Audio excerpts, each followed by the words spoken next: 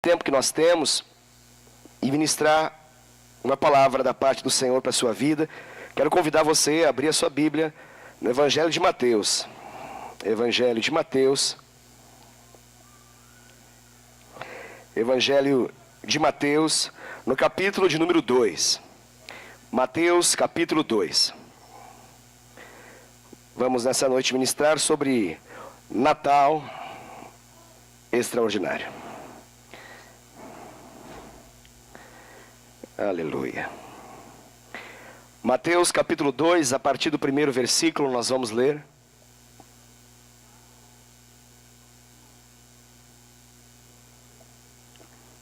Uma palavra propícia para esse momento que nós estamos comemorando, celebrando. Creio que você já abriu, então eu faço a leitura da palavra do Senhor. A Escritura Sagrada narra o seguinte, Mateus capítulo 2, a partir do primeiro versículo. Tendo Jesus nascido em Belém, da Judéia, em dias do rei Herodes, eis que vieram uns magos do Oriente a Jerusalém, e perguntavam, onde está o recém-nascido rei dos judeus? Porque vimos a sua estrela no Oriente, e viemos para adorá-lo.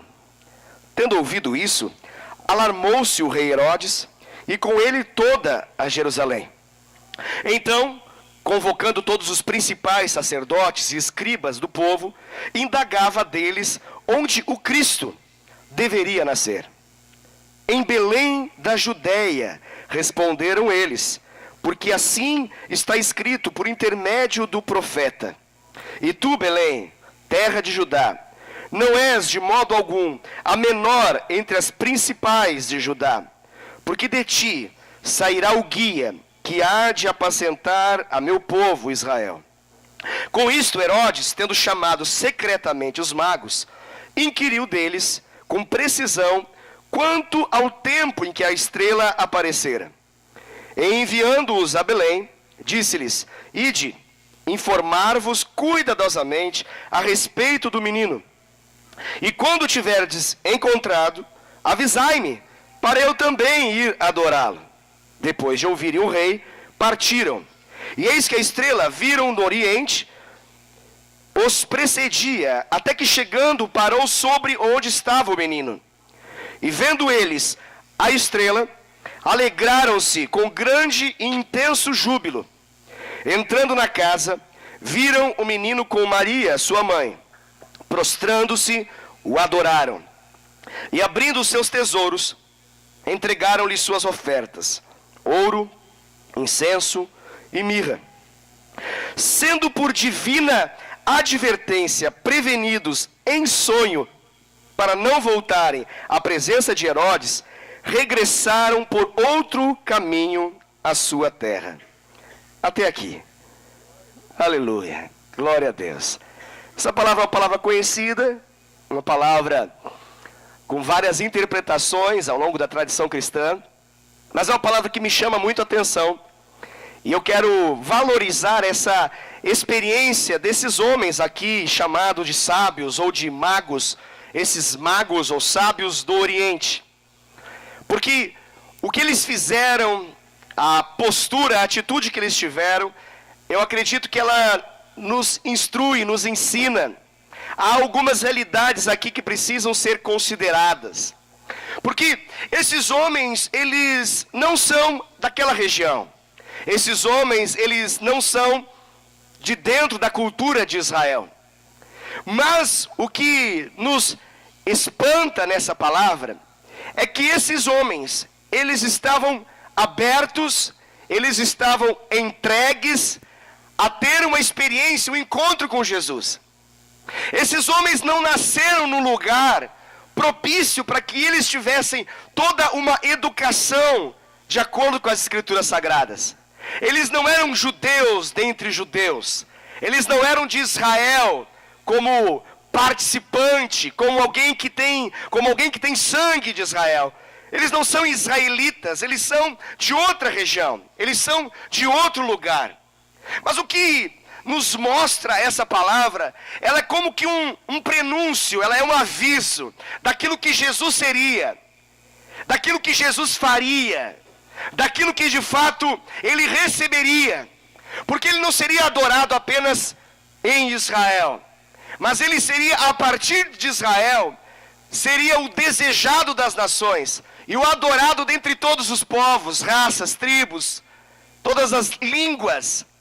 E aqui nós temos um Jesus que está prestes a nascer, e nesse interim, nesse momento, nós percebemos uma movimentação de magos, de sábios, de homens que têm uma disposição de ir até onde Jesus está. E o doido disso tudo é que eles sabiam que era o Cristo que estava sendo profetizado através daquele sinal. O que nos mostra que mesmo sem ter a possibilidade de ter nascido naquela cultura, naquela região, naquele povo, eles em algum momento ouviram e abriram seu coração e acreditaram na verdade bíblica de que viria um Cristo, o prometido, o desejado, o aguardado Salvador. Eles souberam isso. Isso é o mais interessante, porque esses homens aqui, diante de algumas interpretações, eles eram homens um tanto místicos. Em algumas interpretações eles são místicos, alguns entendem esses homens como sendo astrólogos, outros vão entender eles como não astrólogos, mas sim como astrônomos. Lembrando que a astrologia e a astronomia, muito tempo atrás, era entendida como uma mesma coisa. Gente que olhava para os astros de algum modo, imaginava que tivesse algum poder envolvido neles, era interpretado, taxado como alguém herege e como alguém que não deveria ser levado em consideração. Mas o impressionante nessa história é que, apesar da lei ser muito taxativa contra esses homens não receberam barreira alguma. Eles não foram, no contexto de Israel, empurrados para fora, eles não foram apedrejados, mortos, muito pelo contrário. Eles perguntaram dentro do contexto de Israel e receberam respostas mais precisas ainda daquelas que eles já sabiam. E o impressionante disso tudo é que eles entendiam, e isso é fruto de um testemunho de alguém, eles ouviram, isso é fruto do testemunho de alguém, que o prometido viria, que o Salvador viria, que o Cristo viria. E eles acreditaram naquela verdade. Eles não tinham tido uma experiência com ele, mas eles tinham o quê? Eles tinham uma palavra. Eles tinham uma promessa. Como que eu sei disso? O que o texto diz? O texto diz que eles estão perguntando a respeito do Cristo. Você leu comigo, na passagem que nós lemos, é mencionado a respeito desse desejo que eles têm de conhecer o Cristo. E ele fala, eles dizem: onde está o recém-nascido? O rei dos judeus? Onde está? Nós vimos a sua estrela, viemos para adorá-lo. E eles estão mencionando a respeito daquilo que era a experiência inicial deles. Para mim, essa palavra, ela tem duas realidades envolvidas, que nos ajudam a entender a respeito dessa experiência com o Senhor, desse encontro com Jesus. De um lado nós temos uma revelação por meio da Escritura Sagrada, eu vou chamar isso de palavra. E de outro lado nós temos sinais que apontam para Jesus, eu vou chamar isso de Espírito. Nós temos nessa palavra aqui, que nós acabamos de ler, palavra e Espírito. Nós temos aqui Escritura Sagrada revelada, e nós temos o Espírito que conduz, que alinha, que direciona e que nos leva até Jesus.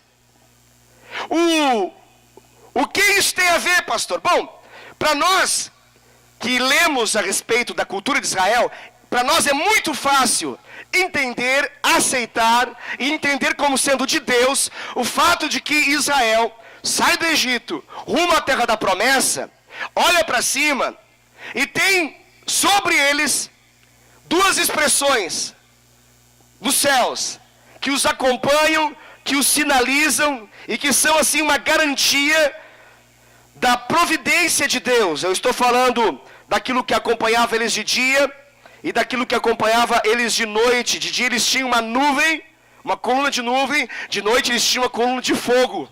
Você já deve ter ouvido a respeito disso, você já deve ter sido ministrado a respeito disso. E quando você ouve essa palavra, nós claramente entendemos que essas eram expressões físicas, que eram sinais de Deus direcionando esse povo para que eles pudessem alcançar as promessas de Deus, para que eles pudessem ser conduzidos em vitória, em triunfo.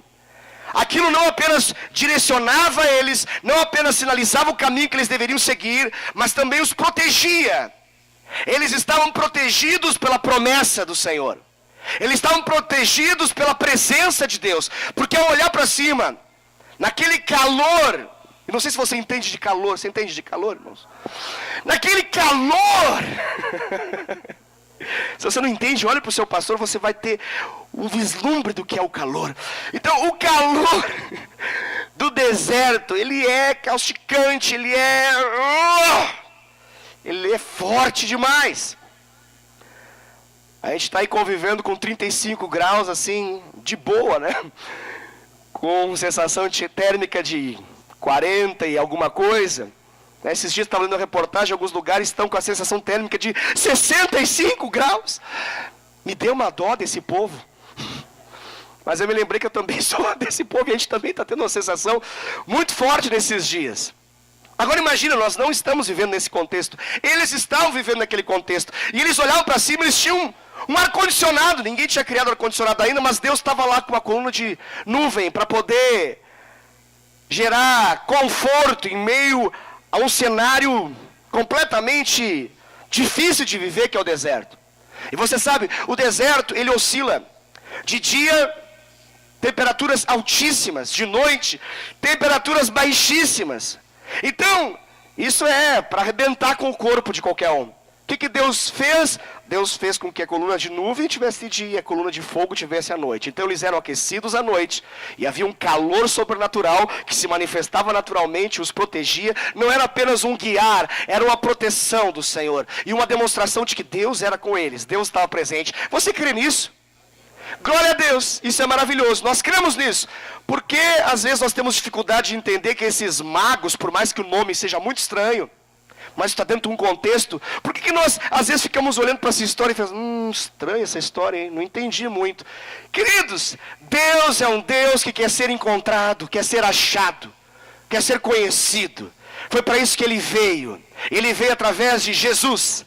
Ele veio para manifestar quem Ele é. Jesus tinha um nome nessa história. E seu nome era Emanuel. Deus conosco. Deus conosco. Mas não era apenas o Deus do povo de Israel. Ele era o Deus de todos os povos. Aqui Ele é apresentado e eles vão na perspectiva daquilo que a Escritura dizia. O rei dos judeus. Como que eles sabiam disso? Como que eles sabiam desse negócio? Eles tiveram algum nível de testemunho nesse negócio. Alguém contou para eles. Alguém narrou. Há uma profecia se cumprir. E ela se cumprirá em Israel. Lá nascerá o rei. E eles agora têm no coração expectativa. E eles estão agora na busca de um sinal. Eles têm uma palavra e agora eles querem sinais. Eles querem ser conduzidos pelos sinais. Quem que manifesta sinais em nosso meio? Quem é aquele? Qual é a pessoa que manifesta sinais em nosso tempo? Quem é aquele que nos aponta para Jesus? Quem é aquele que nos leva para Jesus? Senão o Espírito Santo. Nós temos essa palavra, a palavra, e nós temos nessa palavra o Espírito. Mas para um povo que não sabia necessariamente discernir, quando eles chegam em Israel, eles têm perguntas, eles estão lá perguntando, e acham que estão perguntando para a pessoa que mais certa e correta é. Eles vão para o rei Herodes. Olha só, porque no princípio de autoridade, eles estão ali poder dizer para o rei, nasceu o rei, nasceu o rei dos judeus. Herodes ali era uma representação do Império Romano. Então ele está dizendo o seguinte, olha, nasceu o rei dos judeus. Só que quando Herodes ouve isso, ele estremece, porque qualquer outro rei que é mencionado num contexto de império, num contexto monárquico, é uma ameaça. Então Herodes estremece, mas ele mantém aquela cara de que está tudo certo. Mas no seu coração ele já começa a propor ideias de morte. Ele já quer promover assassinato. Ele quer saber onde está porque ele quer baixar um decreto de morte. Vamos matar todas as criancinhas. Todos os meninos vão morrer. Mas ele não vai avisar isso. Quem aqui esse Herodes representa nessa história? Aquele que quer nos impedir de conhecer Jesus. Quem Herodes aqui? Quem possui Herodes nessa palavra? Aquele que quer tirar os homens e mulheres da promessa, do caminho da verdade. Aqueles que querem reorientar. Aqueles que querem mudar a rota. Aqueles que querem propor um caminho novo. Um caminho fácil. Um caminho com facilidades. E nós vamos precisar dessas duas realidades, da palavra e do Espírito. Para quê? Para que nós tenhamos vitória, para que nós possamos, de fato, viver o caminho do Senhor. O que eles buscavam, pastor? Eles buscavam Jesus. Detalhe, eles não sabiam precisamente o nome, mas eles sabiam que havia um Salvador, havia um Cristo, havia um prometido, havia um rei, que se manifestaria inicialmente como sendo o rei dos judeus. E eles vão lá. Eu quero que você visualize um pouco, na sua imaginação, mas que você consiga dar ares à sua imaginação, para que você entenda que esses homens, eles estão numa terra ruim. Eles não estão em um lugar tranquilo de viajar. Eles não estão com carros confortáveis, com motores potentes, com ar-condicionado com força alto, forte o suficiente, que dá lá quase que cubos de gelo caem no carro enquanto você liga o ar-condicionado. Eles não têm nada disso. Eles estão se transportando no meio de um deserto. Eu quero que você entenda isso, porque isso fala de uma busca, e não fala de uma busca pequena, frágil, não, está falando de uma busca profunda. O que faz esses homens saírem da sua zona de conforto? O que faz esses homens abandonarem a sua localidade, as suas famílias, o seu povo, a sua cultura, para sair? Guiados por quem? Guiados, eu vou traduzir para você, guiados pelo Espírito Santo. Guiados por uma estrela, que Deus fez aparecer para aqueles que queriam fazer dela um caminho para conhecer Jesus. Poderiam ser milhares de pessoas, poderiam ser milhões de pessoas fazendo a mesma coisa, mas a Bíblia fala que foram poucos. E não diz ali se são 3 ou se foram 4 e um foi esquecido pela história. Isso é tradição, se carrega a dizer, e por causa do número de presentes envolvidos, se supõe que são 3, mas na verdade não diz ali quantos são. A tradição faz o cálculo, deixa a tradição fazer. Mas o que importa ali é que eram poucos. E esses poucos estão numa busca. E essa busca, ela envolve sacrifício. Sacrifício de ser bombardeado por aquele calor fortíssimo. Eles estão se deslocando. E era um trajeto de dias. Eles estão no lombo de um animal, no pelo de um animal. Isso aquece ainda mais tudo que você se movimenta, gera mais calor. Eles estão em movimento. Com seus camelos, possivelmente, eles estão transportando coisas. Esses animais têm cargas dos lados. Eles estão indo. E eles estão indo para onde? Aonde eles querem chegar? Eles querem encontrar Jesus. O que eles querem é encontrar Jesus. Eles deixam tudo que eles têm, porque eles querem ter a mais maravilhosa experiência de todas. Aquela que foi prometida por séculos e séculos atrás. Eles querem conhecer esse prometido, esse desejado, esse que é o Cristo, é o Salvador. E eles sabem disso. Por que eu falo que eles sabem disso? Porque eles estão dizendo, nós queremos, o que eles dizem? Adorá-lo. E quando eles dizem isso, eles não estão considerando que ele é apenas um rei. Eles estão entendendo que ele é Deus, porque o único digno de adoração é Deus. Eu quero que você entenda, eles não têm uma informação. Vamos fazer um momento cerimonial, um momento bonito de povos. Vamos fazer, porque agora vai ser inaugurada uma nova realidade. Vamos estar na posse do novo rei. Nós vamos sair bem na foto. Não! Eles estão indo lá porque eles estão dizendo por que eles querem chegar nesse lugar. Eles querem adorá-lo. Eles querem se prostrar diante dele e reconhecê-lo como Senhor. chamá-lo de seu Deus, de meu Deus, é isso que eles querem dizer. Isso é adoração. O ato de se prostrar é adoração. Por isso que a gente não se prostra diante de nada e de ninguém, a não ser diante de Deus. Porque no contexto bíblico, se prostrar é adoração. Eles querem se inclinar e reconhecer: esse é Senhor sobre a minha vida, esse manda sobre a minha vida, esse é o meu referencial, é o meu tudo, é aquele que governa a minha história. Eles querem dizer isso, e detalhe, é para um bebê. Tem lógica fazer isso para um bebê? Mesmo que seja um mero rei de um país pequeno chamado Israel, dentre tantos países gigantescos que tem, qual é a graça de você procurar uma nação pequena, descobrir que ela tem um rei e se prostrar diante desse rei dizendo que você veio ali para adorá-lo? Isso não é normal, isso não é natural. Esses homens foram inspirados por Deus. E a chancela disso é que o Espírito Santo vai falar com eles depois, vai dizer: muda a rota. Sabe aquele negócio que você está andando de carro, de repente você saiu da rota, e aí tem lá um reprogramando.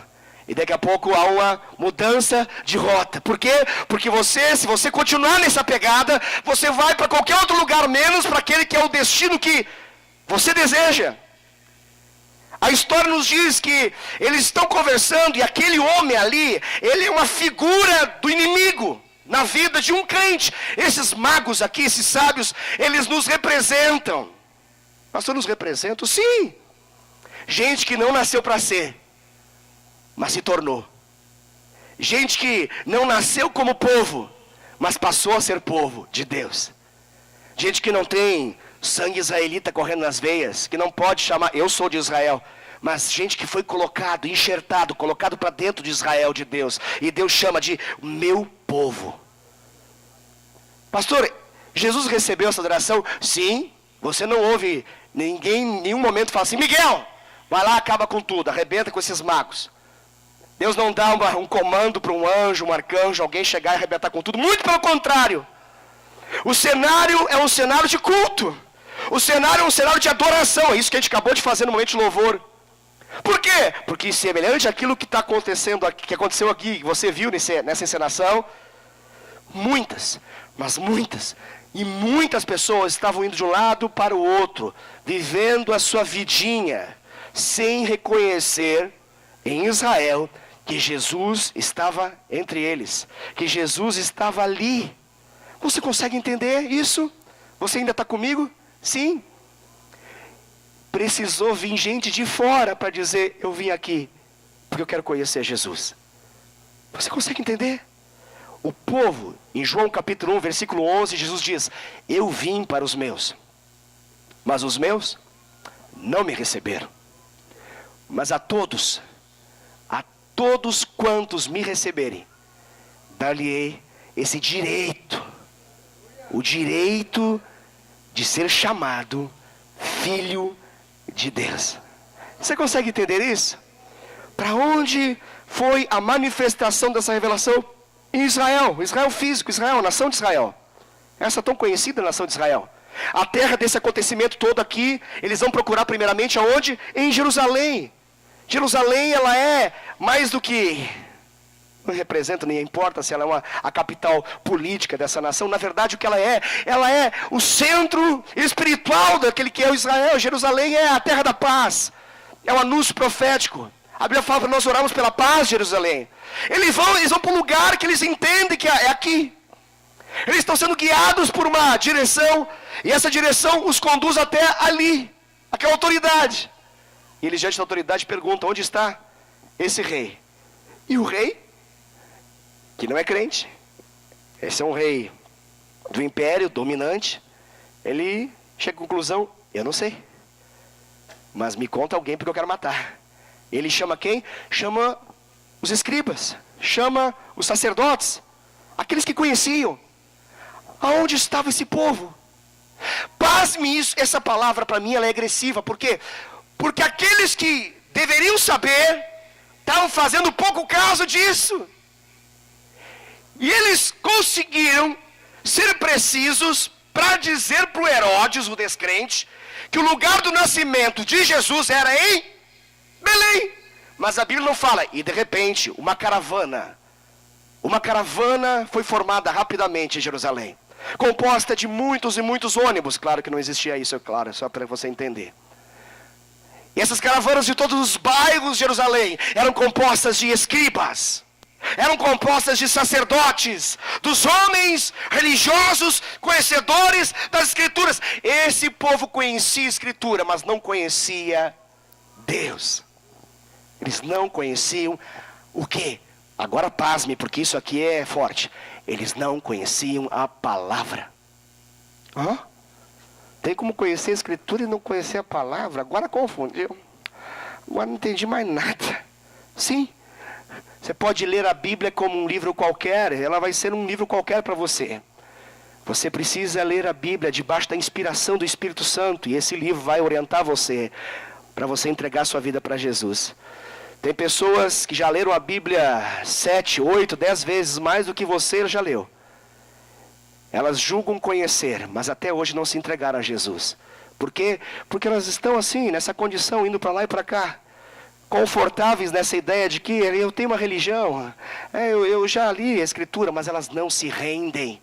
Pastor, o que é se render? Se render é você ir até Jesus e entregar o seu melhor para Ele.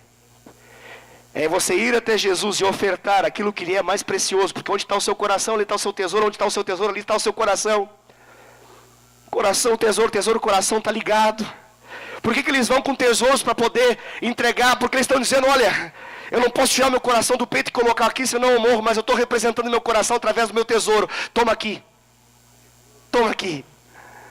Que coisa extraordinária. Eu fico imaginando isso. Os caras não tinham histórico religioso suficiente. Eram os caras sábios, muito sábios. Eram caras inteligentíssimos, que buscavam conhecimentos naturais e extranaturais, sobrenaturais. Eles tinham um aviso, eles tinham uma palavra, uma escritura, mas eles entenderam essa escritura como sendo uma promessa da parte de Deus. E eles tiveram a disposição de largar tudo e abandonar para poder ir até aonde essa palavra queria dizer para eles que estava Jesus. E mais do que uma palavra, eles têm agora um sinal. Pastor, é assim? É assim, é assim.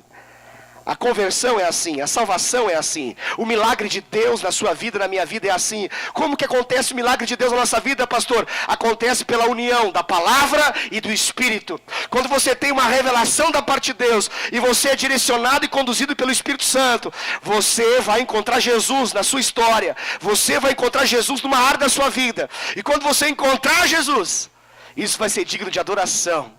Isso vai ser digno de exaltação, de louvor, de honra, de algo que você vai dizer, meu Deus, eu conheço de fato. Não apenas de ouvir falar, mas de os meus olhos verem. Eles viram Jesus. Ele veio para os seus não o receberam. Mas a todos quantos o receberam, deu-lhes o poder de serem feitos filhos de Deus. Pastor, eles eram os astrólogos? Não importa. Eles eram os astrônomos? Não importa.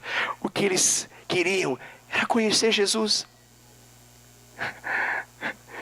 Jesus não está preocupado com as nomenclaturas que nos seguem. Jesus está interessado em se revelar para aqueles que o buscam. Talvez você fale, mas eu sou isso. Ah, mas eu sou aquilo. Ah, mas eu sou católico. Ah, mas eu sou protestante. Ah, mas eu sou anarquista. Ah, mas eu sou simpatizante. Ah, eu sou direita. Ah, eu sou esquerda. Ah, eu sou 17. Ah, eu sou 13. Ah, eu sou do bem. Ah, eu sou do mal. Ah, eu sou da Umbanda. Ah, eu sou do Babalorixá tal. Ah, eu sou do João de Deus. Ah, eu sou do João do Diabo.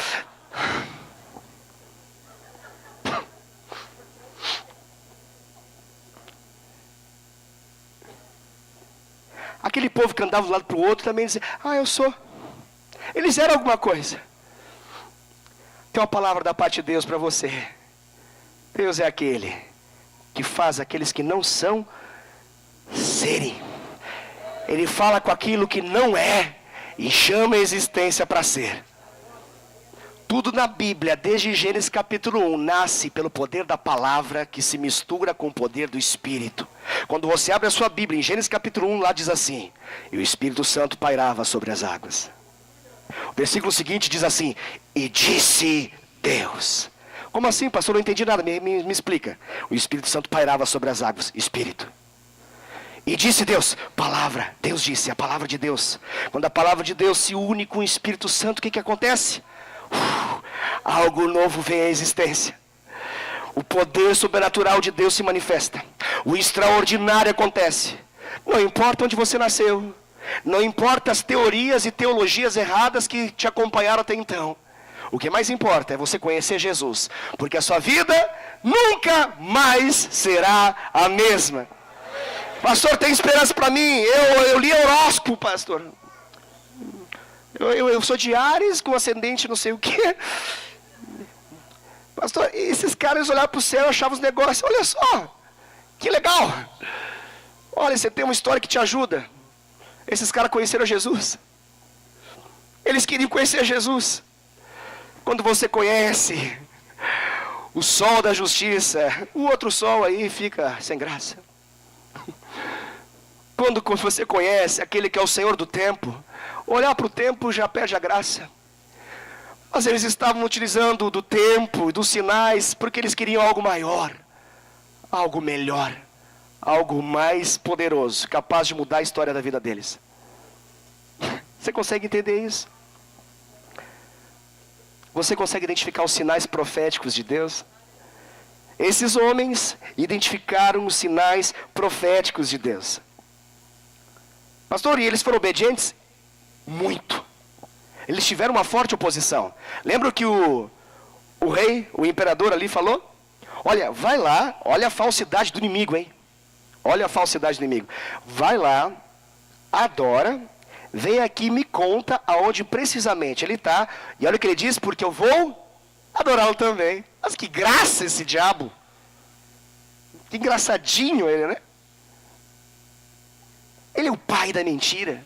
O que ele sabe fazer sempre é mentir. É mentir. Qual que é a proposta dele? Primeiro é matar Jesus. Ele tentou isso, a Bíblia fala. Matou a muitos, mandou matar a milhares e milhares, e houve choro e ramar em função disso que está acontecendo aqui. E obviamente a intenção dele era de duas uma, ou matar esses homens, ou então direcioná-los para qualquer outro lugar, menos para esse que eles acabaram de conhecer, que é o caminho, a verdade e a vida, chamado Jesus. Deixa eu explicar para você. Satanás,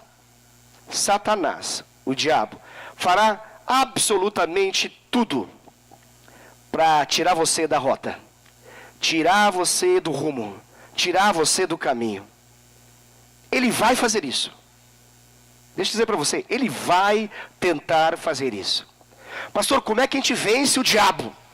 Como é que a gente vence esse Satanás, esse inimigo, esse adversário, esse arquirrival? Esse que se aposta de circunstâncias, de pessoas, para nos arrancar da vontade de Deus, para nos levar para outro caminho. O que eu faço? Você vai precisar ouvir o Espírito Santo falar com você. A Bíblia fala que Deus deu sonho para esses caras. Meu Deus. Já viu crente falar assim, eu tive um sonho da parte de Deus? Isso é coisa de crente, não é coisa de crente. Ter sonho da parte de Deus é coisa de crente ou não é coisa de crente? É assim. Eu sei que sonho porque a ciência fala que a gente sonha, mas eu nunca lembro de sonho nenhum. Então quando eu lembro, eu já faço a seguinte pergunta: Espírito Santo, é tão raro eu acordar e lembrar de algum sonho, tem alguma coisa da tua parte nesse negócio? Muitas das vezes que eu faço a pergunta, ele sinaliza para mim que tem. Ele fala. Isso é coisa de crente. É coisa de quem ouve voz de Deus. É coisa de gente que tem discernimento, que tem a inspiração do alto. Deus faz isso com eles. E fala, olha, muda a rota, sai. Deixa Satanás sozinho nessa história. Você consegue entender qual que é a ação de Deus com a sua vida? Eu quero dizer nessa palavra que o Espírito Santo, ele move, independente das circunstâncias, das realidades, pode mover até os céus em seu favor. Pode mudar as circunstâncias, pode usar daquilo que ele criou para falar com você. Ele pode falar com você através da natureza, ele pode falar com você através de sonhos, ele pode falar através da escritura sagrada, ele pode falar com você através do testemunho de alguém, ele pode falar com você através da pregação de alguém, ele vai falar com você. Mas é importante que você ouça, que você obedeça. Esses homens saem transformados para transformar. O Evangelho, de algum modo, ele vai se manifestar também por meio dessa realidade. Eu acredito assim. É a minha fé diante dessa palavra. Porque eu sei que quando alguém tem uma experiência genuína, real, verdadeira com Jesus, a vida dessa pessoa, ela nunca mais é a mesma. E a primeira coisa que acontece, a gente quer falar para todo mundo que a gente quer bem, de que eu conhecia Jesus. Eu conheci o Salvador, eu conheci o prometido, eu conheci o desejado das nações, eu conheci aquele que é o caminho, a verdade e a vida, e não vou mais me afastar dele jamais, em nome de Jesus. Natal extraordinário. É o que, pastor, Natal extraordinário? Você fala que ele é extraordinário, o que tem extraordinário nisso? O extraordinário do Natal é adorar Jesus. É ofertar o que mais de precioso nós temos a Ele. Nosso coração, a nossa vida, a nossa história, render a Ele. Em meio a essa correria, essa euforia que acompanha esse momento, nós pararmos e o adorarmos de fato e de verdade. De fato e de verdade, em espírito e em verdade. Ele quer ser adorado. Ele já não é mais um menino. Ele cresceu. Ele aceitou a missão que estava para ele fazer, que era justamente pagar o preço, para que eu e você pudéssemos ser livres, e isso envolvia ele receber sobre ele o castigo, receber sobre ele a punição, a ira de Deus. Aquele que não conheceu o pecado, não praticou nenhum pecado, ele se fez pecado em nosso lugar. Aquele que foi tentado em todas as coisas, e nenhuma delas ele pecou, mas ele recebeu sobre ele tamanho castigo que foi justamente o que aconteceu. Ele morreu, e ao terceiro dia, como ele havia prometido, ele ressuscitou, e ele está vivo. Ele já não é um menino numa manjedoura. Ele é o rei dos reis. Ele já não é o rei dos judeus, ele é o rei dos reis. Ele é o Senhor dos senhores. Ele é o todo-poderoso Deus. Aquele que venceu a morte, tem poder sobre a minha vida e sobre a sua vida. Ele está vivo, não está morto. E o mais interessante de tudo, hoje o sacrifício não envolve uma distância que você sai daqui e vai até Jerusalém. Hoje o sacrifício não envolve a difícil viagem de se transportar através de um camelo que seja. Hoje o sacrifício, ele é outro. Ele envolve a renúncia do nosso ego, da nossa vontade, dos nossos sonhos, das nossas inspirações e aspirações e desejos, para conhecer a Jesus. Para conhecer Jesus. Jesus está à disposição e quer ser conhecido por todos.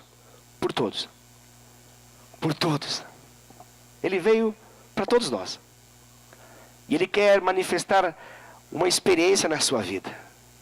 Mudar a sua história. Isso é o Natal extraordinário de fato. Natal extraordinário não é árvore de Natal, não é guirlanda, não é Papai Noel. Tudo isso são símbolos, tudo isso pode apontar de algum modo para Ele, ok. Mas a gente pode ter tudo isso e não ter Ele, e não ter uma experiência com Ele, e isso não vai adiantar. Então não se engane. Não se engane de ter nascido nesse lado do mundo e considerar que Natal faz de você um cristão. Pelo simples fato de você estar num país dito cristão e que celebra o Natal no dia 25 de dezembro, como é o nosso caso. Isso não faz de você um homem de Deus. O que faz você um homem de Deus é você entregar sua vida para Jesus. O que faz de você uma mulher de Deus é você entregar sua vida para Jesus. Como que eu faço isso, pastor? Dê a Ele o seu tesouro. Dê a Ele o seu tesouro. Pastor, eu achei que era para dar uma oferta. Não, é o tesouro. Seria mais fácil pegar 10 e colocar na salva. 20, 50 que seja. Talvez até 100. Aquela nota rara. Colocar aí. Vou fazer um cheque forte. Resolver o problema. Não, é o seu tesouro. Qual tesouro? O seu coração. O que significa isso? Significa ser controlado pela palavra e pelo Espírito. Pela palavra e pelo Espírito. E você vai andar como um bem-aventurado na terra dos viventes. Você vai andar em triunfo, em vitória permanente. Satanás vai fazer estratégias para poder dissuadi-lo, persuadi-lo de ir para o caminho que ele quer. Ele vai tentar desorientar você, ele vai tentar fazer você ir por uma rota de morte, destruição. Ele vai tentar te envolver com seus argumentos, mas ele pode falar o que ele quiser. Os sonhos de Deus sobre a sua vida vão se manifestar e Deus falar com você exatamente aquilo que Ele quer para a sua vida. Por que isso, pastor? Porque Deus te ama. Porque você é um homem, uma mulher de Deus. Porque Deus tem um compromisso contigo. Porque Deus é um Deus que não está calado. Ele não é um Deus mudo que não possa falar. Ele fala. E Ele vai falar com você. Pastor, então o que eu devo fazer? Você deve se sujeitar a Deus. Você pode começar dizendo para Ele: Deus, fala comigo. Eu quero ser como esses crentes falam. Eles toda hora falam assim: Deus falou comigo. Eu quero tanto também falar esse negócio. Mas eu não quero inventar, não. Não quero achar que eu criei alguma coisa. Não. Eu quero que o Senhor fale comigo. Faça isso. Pastor, o que tem que falar? Fala para Ele. Simples assim. Assim. Como um filho pede para um pai: Pai, você me dá um PS4? É assim que funciona? Aí o pai fala: oh, que complicado, né? Quanto custa? Ah, custa tanto. Só os que entendem sabem o valor dessa palavra. Tá, vamos ver como é que funciona, vamos ver se você se comportar. Tem todo aquele ritual, né? Quem sabe no Natal. E o louco dessa história é que a gente acompanha esses casos. E os pais dão. Meu Deus do céu. Eles dão. Quem está de fora fica assim: meu Deus, deu mesmo. Não é que deu? Deu. Aí se pergunta: qual a lógica disso? É porque é pai, né? Pai é um trem, é uma coisa estranha assim. É forte esse negócio mesmo.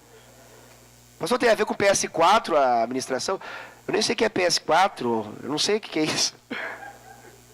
O que é isso, pastor? É um videogame que tem, irmãos.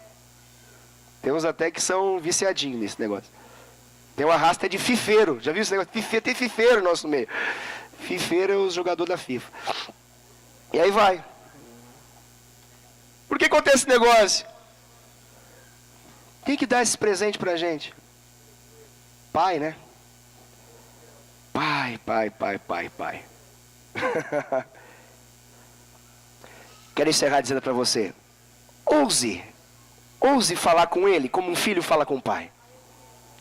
Ouse. Eu lanço a palavra para você, em nome de Jesus. Você que me ouve e ainda consegue estar atento ao final dessa mensagem, eu digo para você: você que anseia, deseja ter uma experiência real com o Senhor, você deseja conhecê-lo de fato, de verdade, não pela religião, mas pelo relacionamento, não pela tradição, mas por uma experiência pessoal. Eu quero dizer que Ele está facinho, Ele está à sua disposição. Ele quer ser encontrado, Ele quer ser achado. Ele vai colocar a estrela para te guiar nesse processo. Entenda a estrela como o Espírito Santo te conduzindo até Ele. Ele vai utilizar de palavras das mais diferentes. Algumas vão pegar você de jeito. Fala: meu Deus, ai, me pegou. Não sei se esse culto, essa palavra foi importante para alguém, mas essa me pegou. Ai, pegou. Ele vai te pegar. E em algum momento você vai olhar e falar assim: Jesus, Tu és real. Jesus, Tu és muito mais lindo do que eu imaginei. Tu és muito mais precioso do que tudo. Tu és tão precioso que eu estou disposto a entregar aquilo que me é precioso para você. Aquilo que eu estou guardando como algo precioso há muitos anos, eu estou aqui para poder entregar para você, porque se eu tenho o Senhor, eu tenho tudo. Se eu não tenho o Senhor, eu não tenho nada. E eu quero ter tudo. Mesmo que eu saia de mãos vazias, se eu ter o Senhor, eu sei que o Senhor é capaz de mudar a minha história a qualquer momento. Porque o Senhor é o meu Deus, aquele que me guia triunfantemente, aquele que me guia vitoriosamente. Amém? Glória a Deus, aleluia. Fique de pé, nós vamos orar e encerramos esse culto com essa palavra. Em nome de Jesus. Em nome de Jesus. Aleluia, aleluia.